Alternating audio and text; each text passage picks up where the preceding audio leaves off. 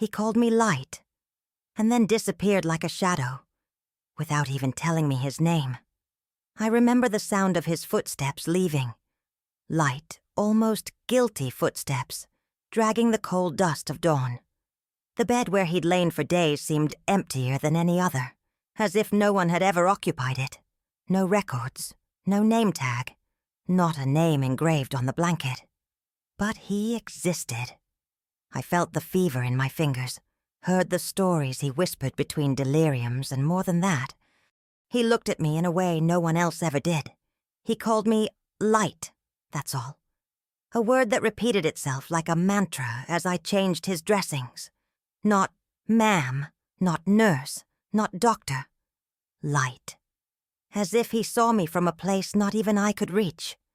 And then he disappeared. Without authorization, without records, without sound. Only the still warm sheet, and a silence that never dissipated. My name is Ida Catherine Monroe. I have 92 years old, and I live with my son, a quiet man, with small gestures, in an old house on the outskirts of Milwaukee time. Flows differently here. The wood creaks as if remembering things I've tried to forget. And the wind. Oh, the wind comes through the cracks like it did back then, when I was still a hot-blooded girl, dressed in borrowed courage, tending to wounded men in a war no one truly won. I'm sitting on the same flower-covered sofa, where, for so many nights, I closed my eyes to hide what my memory insisted on showing me. But today the wind spoke louder.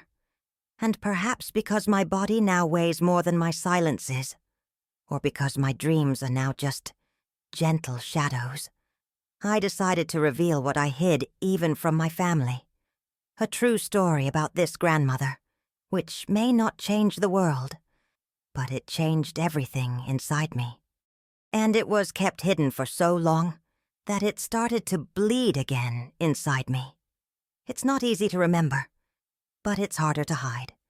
If you're listening to me now, comment here where you're listening from. I want to know how far my voice can reach, because there are things that only make sense when someone listens with a quiet heart. And if this story touches you in any way, like this video, and subscribe to the channel to know more stories like this. Stories exciting, forgotten in the corners of memory. Stories that can only be told little by little, with closed eyes. Sometimes what we need most is not to understand. It's just to feel together. The war I served in was the World War II. Although at the time they just called it the war. Everything was bigger than me. And yet, there I was. A girl of early 20s with tight braids and eyes that still believed they could save someone. I arrived at northern Italy, a Red Cross volunteer, driven by an impulse that today I might call flight. My older brother had been sent to North Africa and never returned. My mother fell ill with grief. I left like someone chasing a ghost. The base where I was assigned was mobile, improvised between bombed-out villages, cold ruins, and trees that seemed bent over in pain. The walls were made of canvas, the floor of beaten stone, and the smell, a mixture of ether, blood, and smoke, clung to one's hair, one's clothes, and one's soul. There was no set time for anything, not for eating, not for sleeping, not for crying. The war was eating us up at the edge and left the people empty. The makeshift hospital functioned as a kind of waiting room. Some were waiting for a cure, others just the end I alternated between suturing, bathing, administering morphine, and secretly sewing notes into bandages. Sometimes the patients had names. Sometimes they didn't even have faces. But they all bled the same. The nurse I was back then, I hardly recognize her anymore. She walked quickly, spoke softly, and always had her hands full. Today my hands tremble when I hold a cup of tea. But back then, they held lives like people holding shards of glass, too tightly, cutting their own fingers to keep from dropping them. It was in this scenario, in the middle of nowhere, among unknown men and identical days, that he appeared. It had been a night no different from any other. The cold seemed thinner, more biting, as if the wind itself were shrinking in fear. I had just finished changing the sheets on an empty bed, that of the young man who had died earlier that afternoon, his eyes open, without a moan, clutching a rosary without a cross, when I heard hurried footsteps at the back of the tent. It wasn't my usual route. When I heard muffled voices and the metallic sound of something being dragged, my body knew before my mind. There was a new casualty, but no one announced it. No forms were handed out, no word of readiness or warning. 2 soldiers suddenly appeared, carrying a stretcher with an unconscious man on it. He was young, or maybe he was just too battered for his age to be clear. There was dried blood on his temples, his uniform in tatters and a deep cut on the side of his abdomen, already badly treated. His boots were covered in mud, but a type of mud I didn't recognize. Darker, almost black. One of the soldiers looked me straight in the eye and said bluntly, "Discreetly, ma'am. He needs to live. But he doesn't need to be seen." And that was it. They left him there and disappeared. No name, no number, no origin, and above all, no questions. I remember I couldn't move right away. I stood beside him, my hands still covered in soap from the previous exchange. There was something about the scene that didn't seem to fit. He wasn't carrying anything visible, no documents, no name tag. But there was something sewn into the collar of his shirt, a piece of gray cloth, torn, hidden. And his eyes, still closed, but the lids fluttered as if the dream were stronger than the wound. I prepared the darkest corner of the tent, where the canvas curtain could be lowered. That was where those who should not be noticed would be kept. Deserters, spies, sometimes allied soldiers wounded by mistake by their own. Or intentionally. War was also made of convenient confusion. I carefully placed the clean sheet under her body, but when I touched her shoulder, I felt a shiver run through me. He was too hot. Feverish, but not just in his body. There was a tension around him, like a silence that shouldn't be broken. I began cleaning the wound slowly. He didn't react, but his face contorted as if struggling with the pain inside. I washed carefully, unsure if he understood someone was there. And maybe it didn't even matter. I always told myself, even those who can't see, feel. As I stitched the cut with thick thread, I realized I was holding my breath. It was a habit I had when something didn't make sense, as if holding my breath helped me hear the subtext of the situation better. And everything about that arrival spoke of between the lines, gaps, and unwritten orders. Later, I went to the records officer and asked if any new casualties had been reported that night. He shuffled through the papers and said, "No, Miss Monroe. No new names. Just casualties. Only casualties." It was the first time I understood that some presences were in fact carefully crafted erasures, and that sometimes those who were alive needed to disappear while still breathing. The next morning, when the sun timidly peeked out from behind the stone hills, I was still there, sitting on a low stool beside his bed, my eyes open but unable to see. Most of the nurses had already changed shifts, and the smell of burnt coffee was beginning to spread through the tent like a kind of anesthetic for the soul. But I didn't move. Something about that man held me like a memory that hadn't yet happened. Before changing the bandages, I decided to do what I'd never been trained to do: look for clues. I rummaged through the pockets of the torn uniform with careful fingers, as if caressing a secret.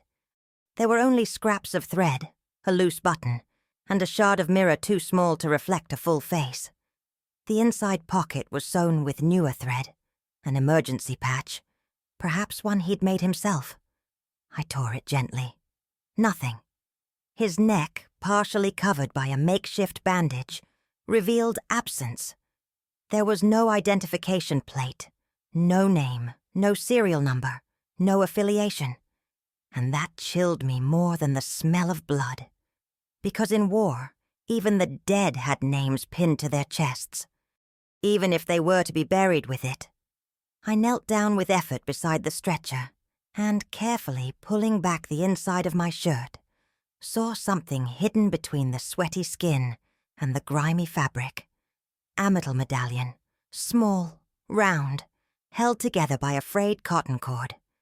It was glued to his chest as if it were part of his body. I touched it with my fingertips hesitantly. The metal was cold. On it, an inscription corroded by time and perhaps by the rain. 2 words. Or maybe a name and a number. But everything is illegible. Just the outline of curved letters, as if it had been handwritten by someone who loved the wearer very much. I held the medallion instinctively, and something inside me trembled. It wasn't fear or pain. It was nameless recognition. That strange feeling of having seen it before, or that it somehow had seen you. I carefully put the medallion back. I didn't tell anyone. In the ward, all identification was recorded on a small yellow form, filled out in pen by one of the ladies in the triage area. But for him, nothing was opened. The clipboard where we wrote down morphine doses had a blank line where our name should have been. For the first time, I only wrote, "No data," and then, hidden in brackets, a word that escaped me without me noticing. Shadows. At night, I found myself looking at the other patients, all with their metal tags gleaming beside their beds. A name, a number, a belonging. And then, I looked at him, with a clear chest, as if unbaptized by horror. It was as if he existed only as long as he breathed, and all it took was one missed breath for him to disappear forever. Most men woke up screaming. It was standard.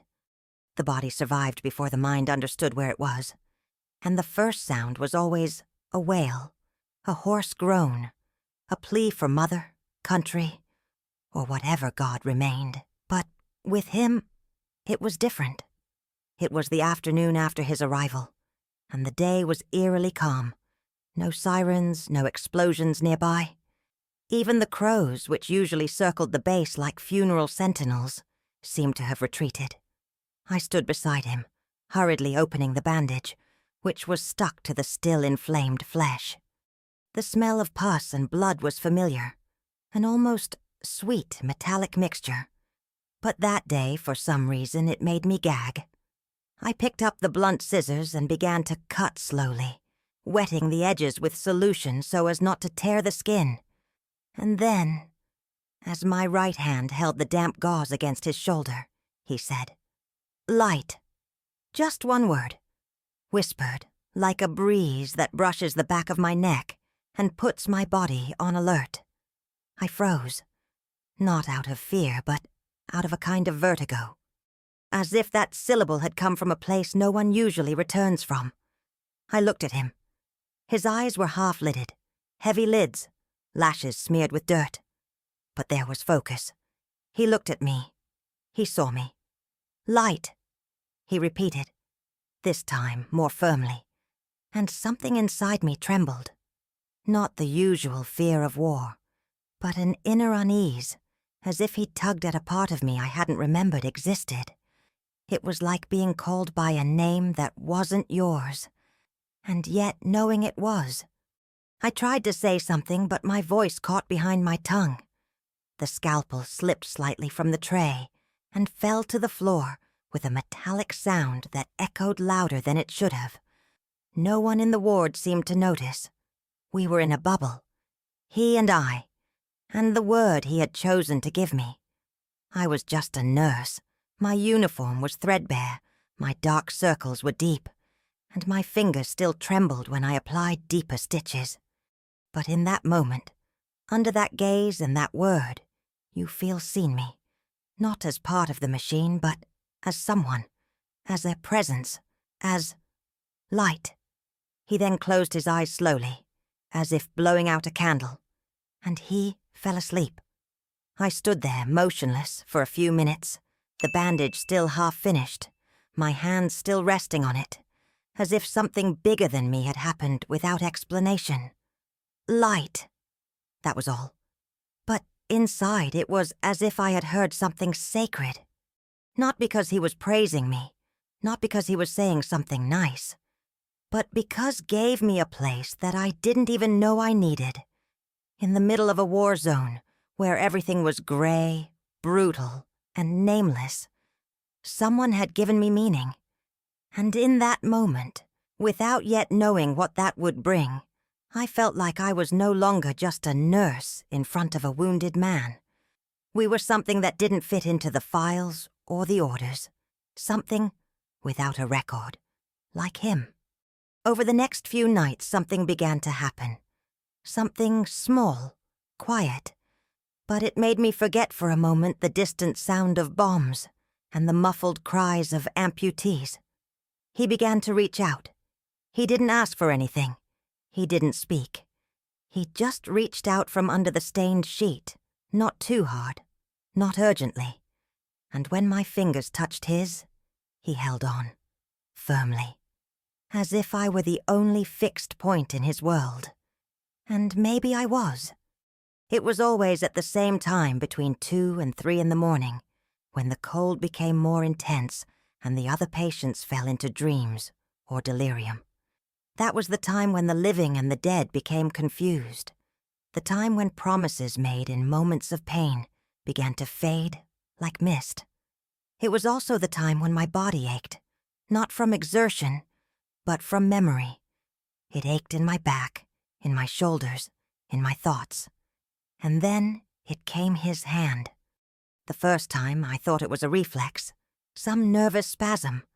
But the second, the third, the fourth, I understood there was a choice there. A repeated gesture, a choreography between survivors who pretend not to need anyone. He never called me anything else, always light. No louder than a whisper, almost like a breathing habit. Sometimes he said it with a choked voice. Sometimes he just moved his lips, soundless. But his eyes, when they found me in the darkness, held a strange gratitude, as if I was saving something that wasn't physical. And something in me started to give way. It started at the wrist.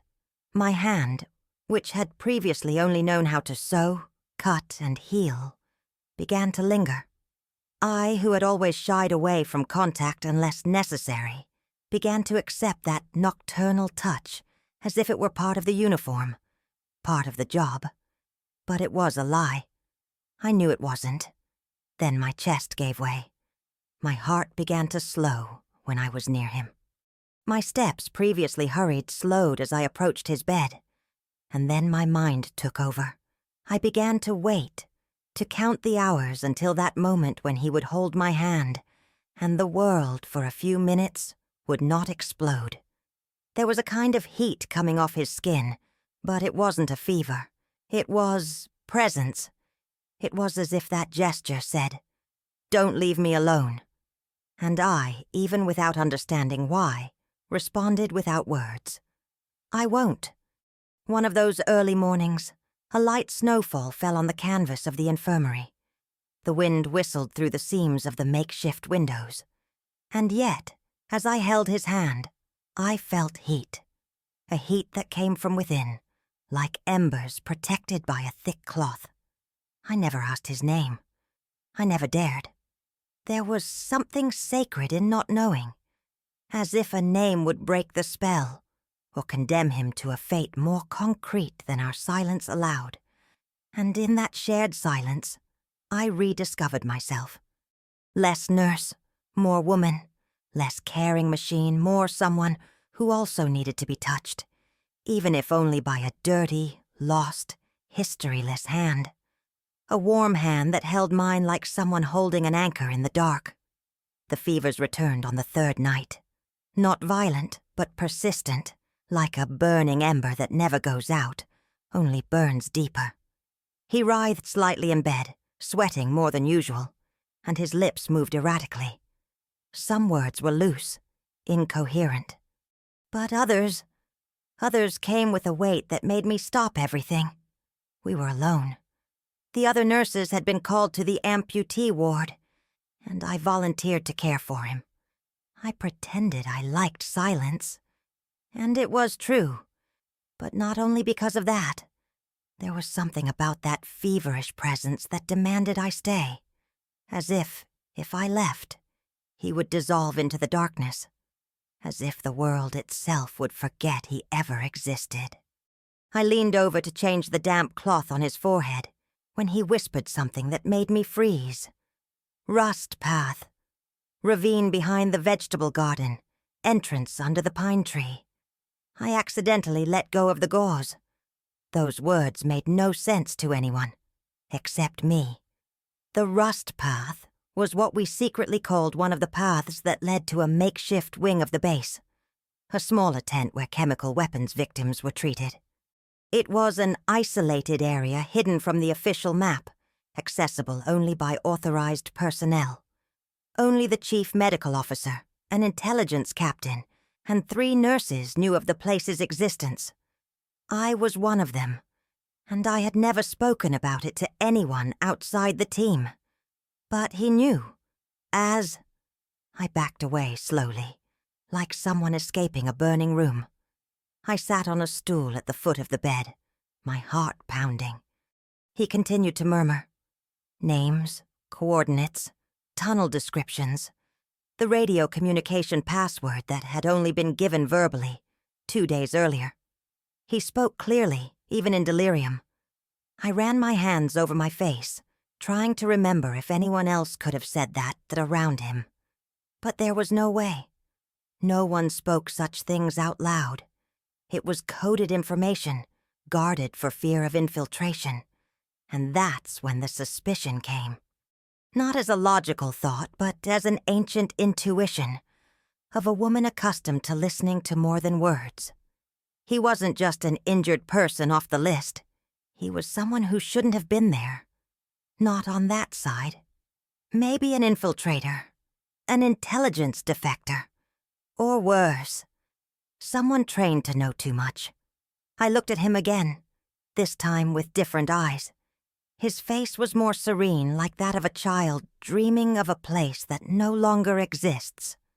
But what disturbed me was the way he said my invented name, Light, and the way he seemed to simultaneously carry the weight of everything he shouldn't know. I felt scared. Not for me, but for what it meant. If someone found him, if someone heard him, if I heard him too much myself.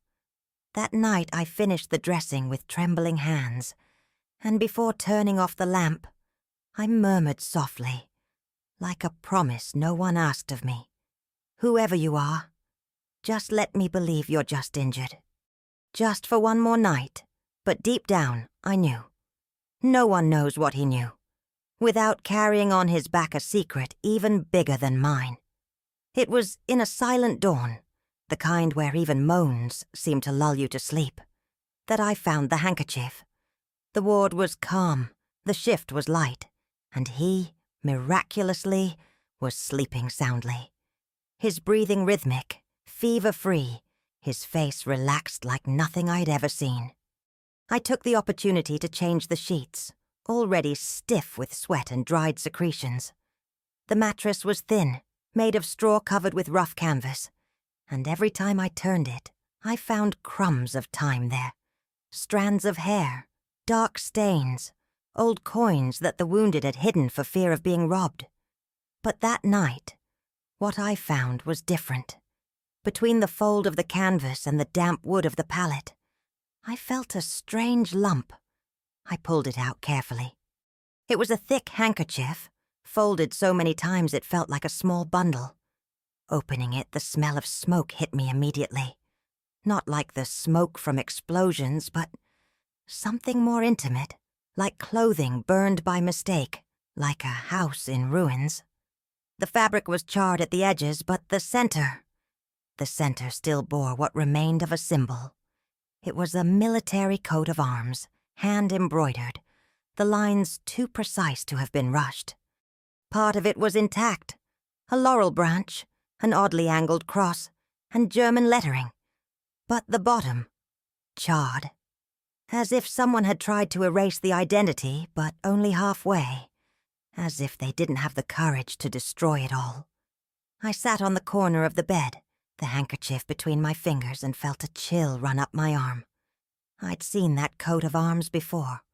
Not in our documents, but in intelligence reports. It was a symbol used by elite enemy units, men trained in infiltration, counterintelligence, and disappearance. And that handkerchief was under his mattress. I folded it again carefully, almost reverently. I put it under an empty tray in the corner of the tent, where no one else would touch it, and I didn't tell anyone. In the days that followed, I looked at him differently. I couldn't help it. Every time he called me light, I wondered if it was real or staged, if there was truth in his touch, or just a well-played role. But what tortured me most was that, even with the doubt, I wanted to believe. I wanted to believe that, for a few nights, that was all he was. A lost man, a wounded man off the list. Someone who saw something in me I couldn't. A week later, I decided to look at the handkerchief again. I waited for the morning shift. I went to the tray, and it was gone. I rummaged through everything. I retraced my steps. I rummaged through boxes, bags of bandages, baskets of used bandages. Nothing. The handkerchief is gone. No sound, no trace. As if it had never existed. But I knew. I had touched it, seen it, smelled the smoke, and the void it left behind was heavier than the object ever was. From then on, I began to sleep with the feeling that there were eyes on me. Not his. Others. Invisible. Watching. Assessing how much I already knew, and how much I was still willing to discover. It wasn't a good day. 2 men had died before breakfast. The morphine was running low, and one of the younger girls had fainted at the sight of a young man struck by shrapnel. The floor of the infirmary was stained with blood and broken promises. I'd washed my hands so many times that the skin on my fingers was peeling. And yet, that afternoon, I laughed. Not a full-blown, body-shaking laugh. It was a brief, almost shy laugh, but real, and coming from a place I thought I'd long since locked away. He lay with his eyes half open, on a firmer pillow I'd procured from the officers' ward. His fever had subsided. His gaze, though still somber, seemed present. I approached to take his temperature and adjust the bandage on his shoulder, and I tripped over a bucket placed awkwardly beside the bed. I didn't fall, but the gesture was clumsy enough to elicit a sound I'd never heard before. A laugh. Yes. He laughed, low, shaved, but genuine. He looked at me and said, "Your laugh sounds like Christmas bells." I remained silent, my body stiff. My hand stopped mid-gesture. I didn't know what to say. He closed his eyes again, with a slight smile on his lips, and said as if he were daydreaming, "I haven't heard that sound in a while." I continued the dressing with trembling hands. Later, when everyone was asleep and the shift had calmed down, I went to the back of the tent. I sat on an empty supply crate, put my hand over my face, and cried. Not for him. Not exactly. But for me. For having forgotten that I knew how to laugh. For remembering how much it hurt, because that sound, my own laughter, seemed out of place in the reality around me. As if I didn't belong in that version of myself. The woman with the stained clothes, the hardened hands, and the eyes that had seen too much. The woman who knew the difference between a cry of pain and death just by the timbre of it. Who knew where to press a wound to staunch the bleeding, and where it was no longer any use. But he looked at me as if there was still beauty, as if somehow I could still ring with hope. And that scared me, because hope in that place was dangerous. It made us fragile. It took away our survival instinct. And worst of all, it made us want things. That's why I cried in secret. That's why I didn't speak to him for hours afterward. Because there was something about that simple compliment, that childish image of bells and Christmas trees, that made me want to go back to being someone who no longer existed. And there, in that supply box, with my face wet and my knees pressed to my chest, I realized he wasn't just one secret among many. He was becoming a mirror, and what I saw, reflected, made me want to remember who I was before the war swallowed me.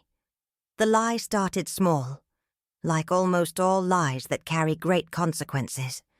A grain of silence, a look away, a yes said in the wrong place. That morning, the chief physician, a man with a deep voice and eyes trained to detect more than wounds, came to me with his coffee-stained clipboard. He rarely walked between the beds, but when he did, something always followed. An order, a warning, or an investigation. He stopped beside the injured man's bed. My injured man, though.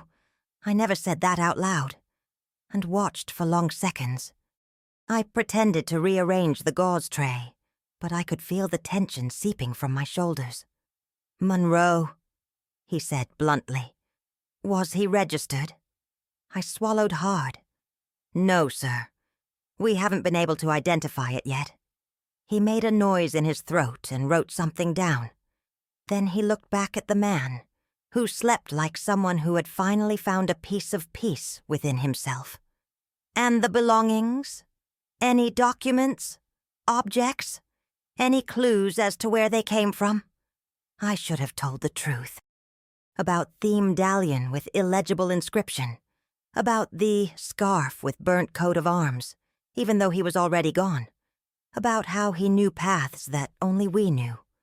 But he didn't say. "Nothing," I replied. He arrived with his uniform torn, with nothing in his pockets. Not even a name tag.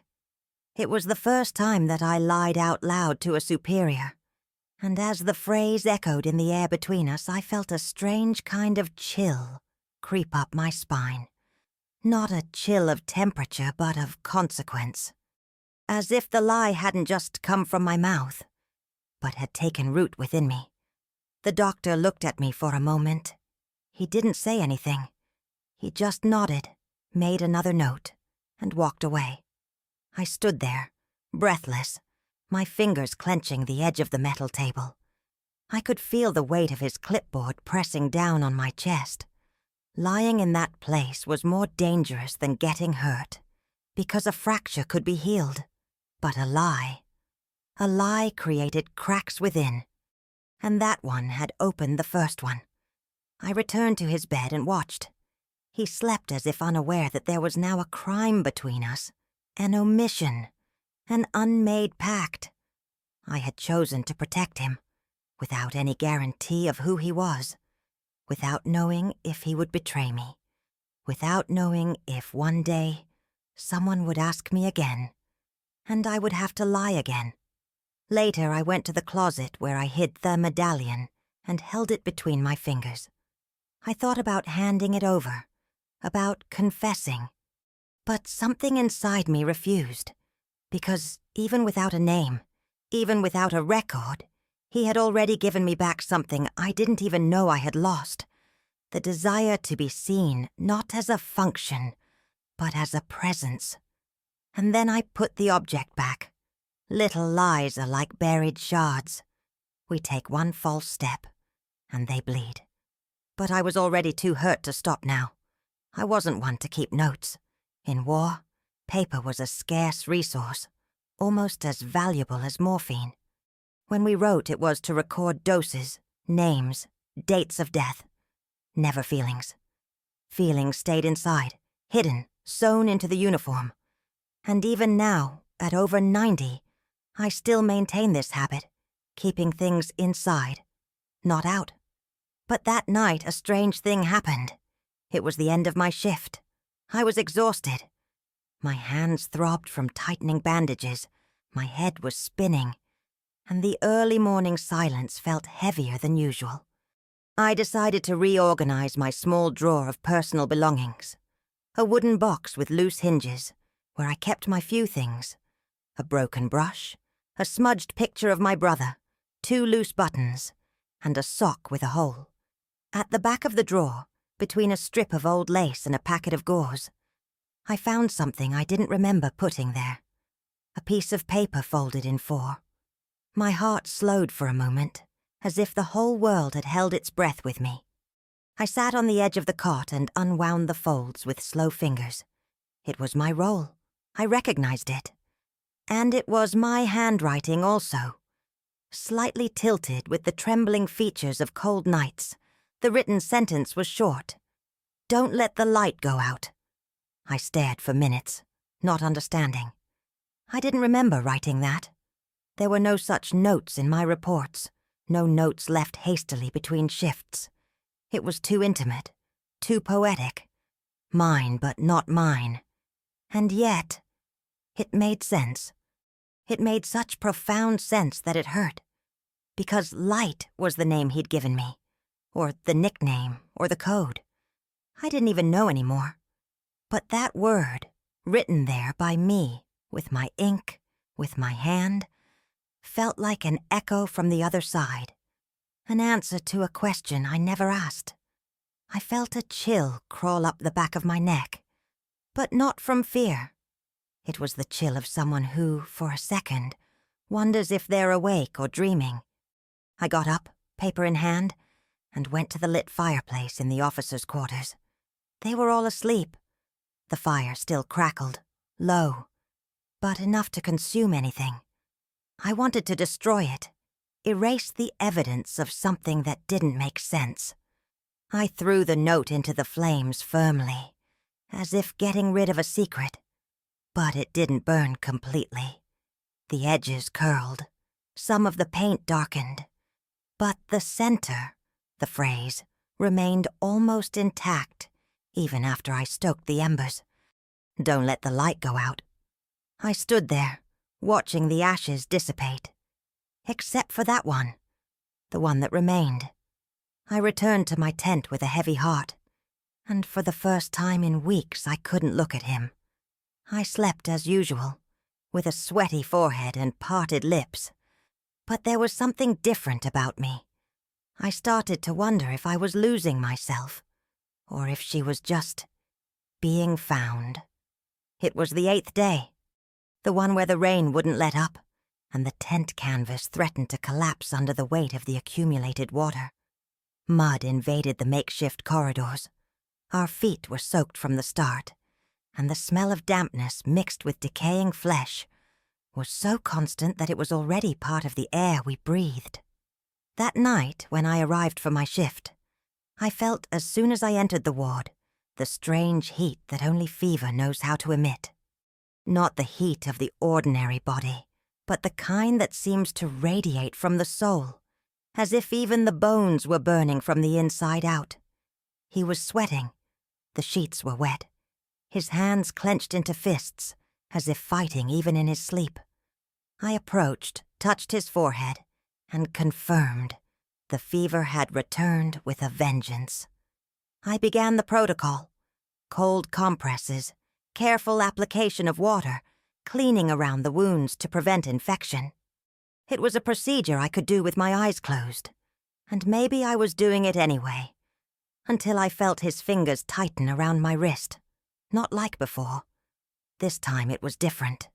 There was despair, though not touch. Light. He murmured, his voice cracking, between barely contained sobs.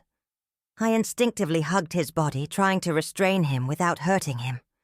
But he held on tight, as if he were drowning, and I were the only plank floating in that nameless sea. And then, between one gasp and the next, he whispered, "I didn't want to run away, but I couldn't stay." The sentence fell like a silent bomb inside me, because it was a confession. It was guilt. It was a secret split in half. But there was no explanation. None. He didn't say where he was running from, nor what was preventing him from staying, nor who he was. Just those words. Just that wait. And then, silence.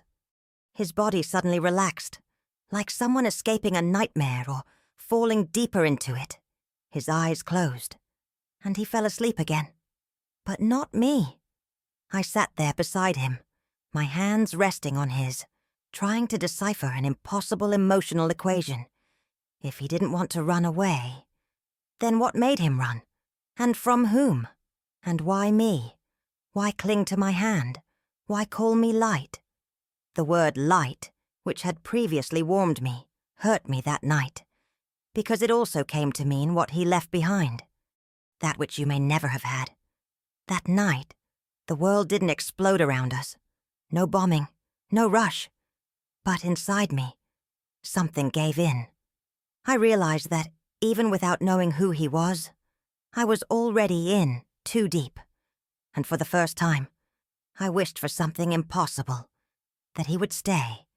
That man with no name, no record, no past, remained there. Because somehow, what he carried inside, that guilt that burned like a fever, it also looked like mine. And maybe it was. Maybe, in some way that only silence can explain, we were both running away from the same place. There are nights that don't pass, just drag on in silence until the weary day dawns.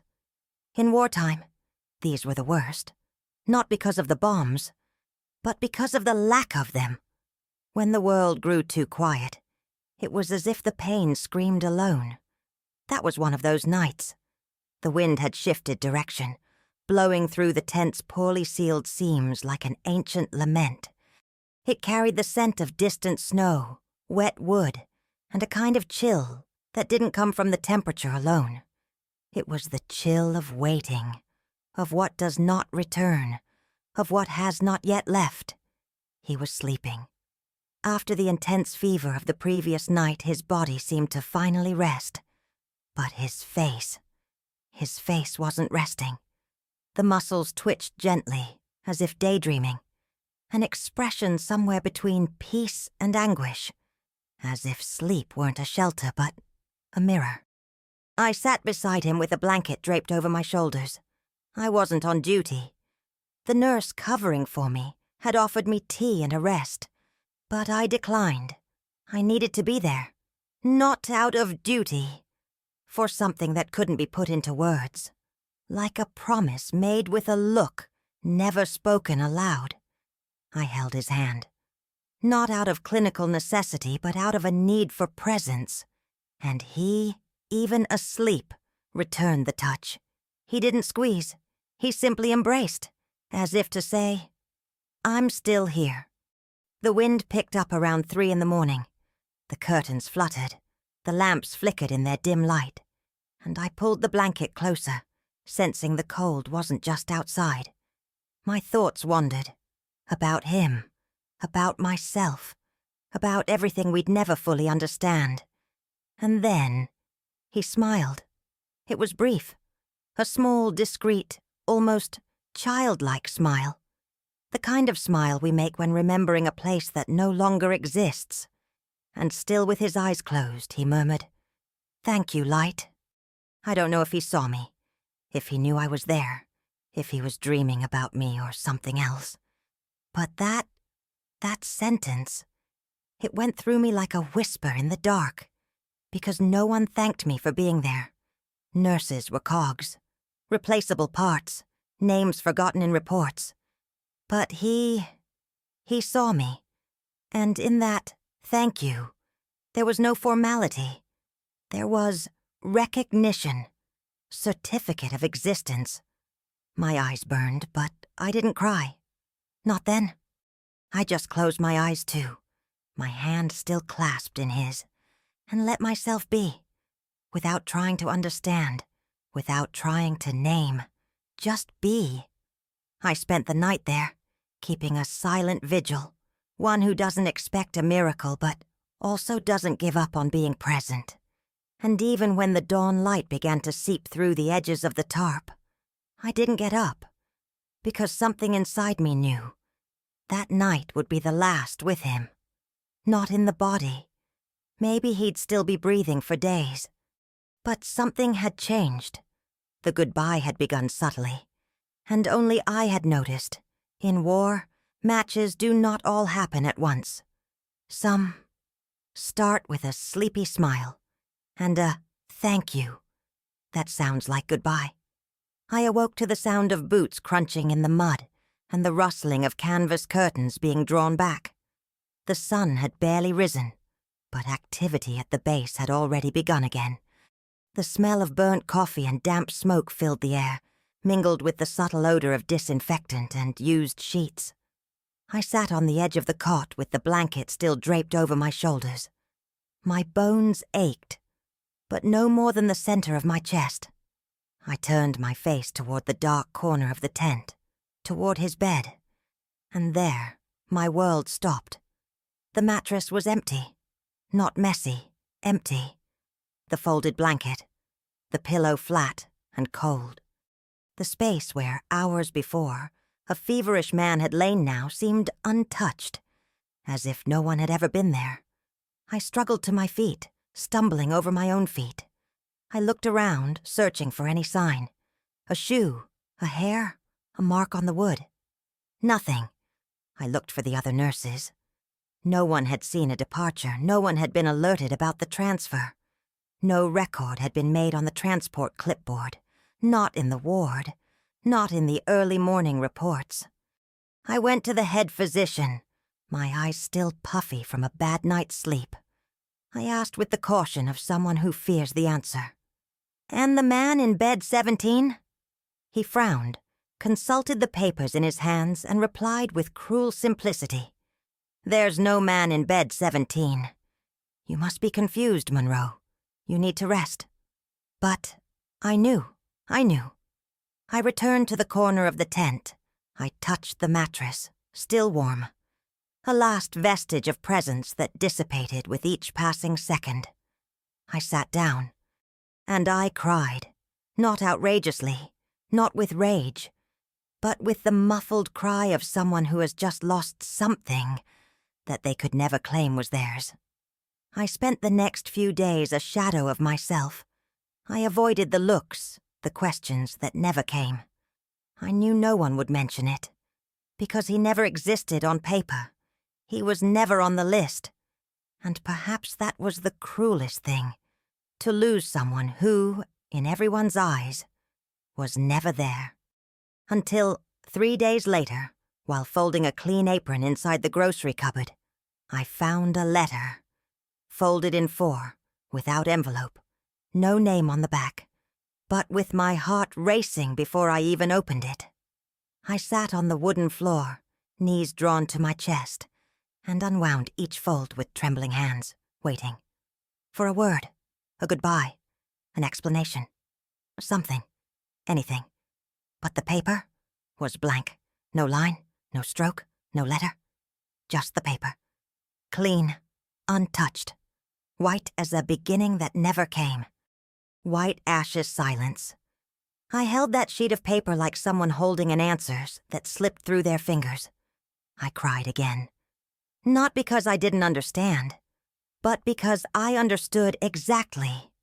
Some pranks don't ask for permission. They don't even leave notes.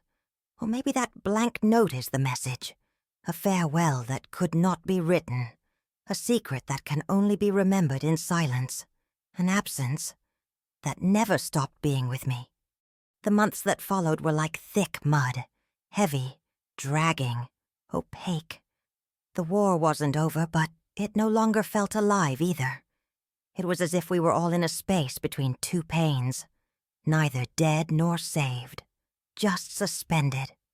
I continued working, feigning normalcy. The shifts continued. The wounded arrived, and the silence within me grew. I began to dream of him, of the empty bed, of the blank page. And every time I woke with the feeling of a lack of air, not in my lungs, but but in time. Then one morning, when the bells of the neighboring village still echoed and the fog covered the tents like a veil of mourning, he appeared. Not the man. Bhutan American officer. Newly arrived at the base, he wore leather gloves, boots too clean for this terrain, and a black briefcase that he carried against his chest, like someone cradling a loaded gun. He called my name firmly. He said he only wanted a few minutes. He led me to a makeshift room where documents were stored. Scratched maps, erased files, nearly illegible orders. And then he opened the folder. Inside there was photos, black and white images, some blurry, others too sharp, hard faces, wary eyes, expressions etched on the paper like barely contained ghosts. He pointed to one in particular. "Do you recognize this man?" And there he was, my wounded, the same half-lidded gaze, the same scar on the side of his forehead, the shadow of his stubbly chin. There was no name printed on the photo, just a number and a note, highly trained, gone. I felt my knees give way. I braced myself against the edge of the table to keep from falling. The officer was watching me carefully. Not rudely, but something more dangerous. Calculation. I took a deep breath. I didn't answer. I ran my finger over the image's face as if wiping away a memory. And then I murmured in a whisper, "No, I'm not sure." He closed the folder slowly. He didn't protest. He didn't insist. But before he left, he turned around and asked, "What did he call you?" The question hung in the air like a wet echo. I could have lied. I could have said nurse or ma'am or nothing. But the silence that followed was my answer. Because he saw. He heard what I didn't say. He looked at me for a moment longer, his expression unreadable. And then he was gone. I stood there, still, the sound of the question hammering inside me. "What did he call you?" And I realized for the first time what that really meant. That perhaps in that name he gave me, Light, wasn't a nickname, nor a metaphor. Maybe it was a code, or a disguised farewell, or even the last truth he allowed himself to say. And now, she was mine alone. No registration, no confirmation, just one word. Said once, and never forgotten. Time passed like a distant train, without us noticing the sound until everything was gone. I returned from the war with less weight on my shoulders and more weight on my soul. I married for a while. I had a son. Then I was alone, and I continued living between seams and silences. I never spoke about him. Not with friends, not with doctors, not even with myself. Sometimes the dream would return. The folded sheet, the blank page, the fever, the smile. But when I woke, I pretended it was just a figment of exhaustion, an echo of times everyone said were best forgotten. Until many years later, I went to Chicago to visit a Red Cross friend who had lost her husband. It was winter. The sidewalks were covered in dirty ice, and the city seemed swallowed by concrete and haste. I went for a walk in the late afternoon, alone, with a scarf pulled tight to my chin and my fingers hidden in frayed wool gloves. I passed a corner where a group of homeless people were gathered around a makeshift bonfire. One of them, a man with a long dirty beard and eyes too light for his tired face, looked up as I passed. "Light," he said in a whisper. I stopped. My heart stopped. The world stopped. I turned slowly. He was looking at me with a serenity that hurt. It wasn't him. I knew it. It wasn't him. But the way of looking was the same. Not of physical recognition, but of presence. As if, somehow, he saw right through me. "Sorry," I murmured, my voice breaking. But the man just smiled and lowered his eyes, as if he knew more than he could say. As if that word, light, wasn't just a name, but a call, a warning, a reactivation of everything I'd tried to bury. I kept walking, but my steps were uneven. Every inch between me and that gaze seemed to rip something from my chest. Before I knew it, I was shaking. Not from the cold, but from memory, and from fear. Because in that instant, I realized something terrible. I had spent all those years waiting to be called that again, as if that single word could return me to that version of myself that only existed in a few days of war. The one that was seen, touched, called, and that no matter how hard I tried, was never fully found again. And there she was, calling back for me, in the mouth of a stranger who would never know what provoked it. I went back to the hotel and didn't sleep. I stared at the cold window, trying to figure out if it was just a coincidence or a message. But message from whom? Was he dead? Alive? I'll never know. I just know that someone called me Light again, after so many years. And what hurt the most? It was realizing that even without knowing who I am, he said exactly what I needed to hear. There's a part of this house where no one enters. Not my son, even when he comes to help me with the groceries. Not the cleaning ladies who come by once a month. Not the curious family members who insist on knowing where I keep my old documents. It's behind a faded rug, under the floorboards of the living room, where almost no one sits. There's a loose board, covered in faded varnish. If you pull gently, with your fingernails or a thin-handled spoon, it lifts effortlessly. And there, amidst the dust and silence, his box, small, made of darkened wood with a worn iron latch. It's not pretty. It never was. But inside it is all that's left of him.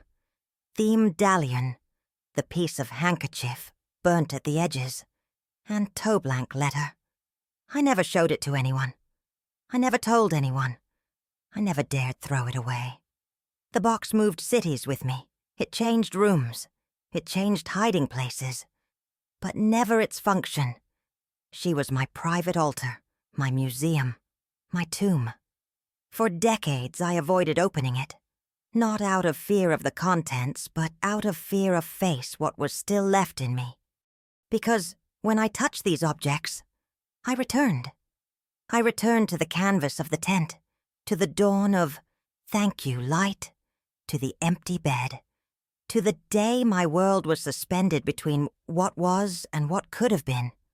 But today the wind started blowing through the cracks again, the same wind that blew at that base in Italy. And I, perhaps because I was closer to the end than the middle, decided to open it. I sat on the wooden floor, legs bent, breathing shallowly. I lifted the lid with trembling hands as if opening a chest of bones. There they were. The handkerchief with the coat of arms still half faded. The letter folded in the same way, untouched like a vow that never breaks. And the medallion. I picked up the medallion carefully. It was lighter than I remembered, colder too, as if time had stripped away some of the matter and left only the symbol. I ran my finger over the corroded inscription. Still illegible. An echo of a name. A sound of identity. But then I turned the medallion over, and for the first time I realized something. Behind him, where the metal curved imperceptibly, there was a name, recorded on lowercase letters, almost invisible, with surgical precision, as if it was made to be seen only once. Lucius.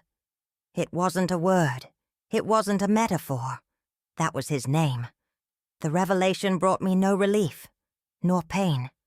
It brought a strange kind of completeness, like a circle that finally closes, not to end but to start over in silence. Luz wasn't just an affectionate nickname. It was a reflex, a game between two names that were searching for each other, without knowing it. Lucius and Luce. He and I. In a story that was never told, but that, for some reason, resisted oblivion. And when I put the medallion back into the box for the first time, smile. A slight smile. No explanation. Because certain answers are not useful for understanding. They are only used to feel. The wind still whispers through the cracks of this house, almost like in that tent in northern Italy, where it all began. Or perhaps where it all fell apart. I'm here, on the same old flowered sofa. The wood beneath my feet cracks with age. The cuckoo clock strikes a random hour. But here inside, time has stopped somewhere else. I hold the medallion between my fingers now. It's still cold, just like it was that night I first touched it. Only now, I know what he carries. Lucius. A name that has been with me all these years. Hidden as he is. The light enters through the window gently, as if asking permission. And I let it, because now I understand. There are absences that illuminate more than entire presences. I spent my life wondering who he was. I spent decades trying to understand why he called me Light, and whether that said more about me, or about him. Today I know. Or better, I accept not knowing, and that's enough. Maybe he called me out of reflex. Maybe you've confused me with someone else. Maybe he loved me in silence. Or perhaps in that no man's field, where all was mud and ruin, he just wanted to leave a mark on someone before he disappeared. And I was that brand. I was the place where he last existed. I repeat that word now, in a low voice, as if trying to hear it with the ears of another time. Light. And for once, it doesn't sound like a question. Sounds like an answer. Maybe he saw me like I never saw myself. Not as a nurse, nor as a shadow of war, nor as a widow of broken promises, but as something simpler, as shelter, as reflection, as a brief flash of light in the dark. He called me Light, and disappeared without leaving a name. But now I know. The name was there all along, engraved on the back of what was left. Not a nickname, not a metaphor. Lucius, I don't know if he survived. I don't know if you forgot me. But his name was hidden, where only memory could reach. And maybe, just maybe, he wasn't calling me. Maybe he was just saying who he was, in his own way. But still, I was the only one to hear. And I kept it. Not in the pocket, in the chest. Now I understand why I never threw the medallion away. He wasn't just his. It was ours.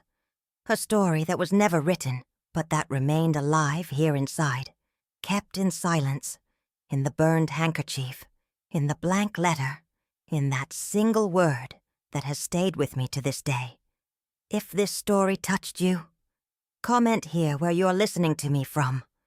I want to know how far this memory can go. And tell me, what would you have done?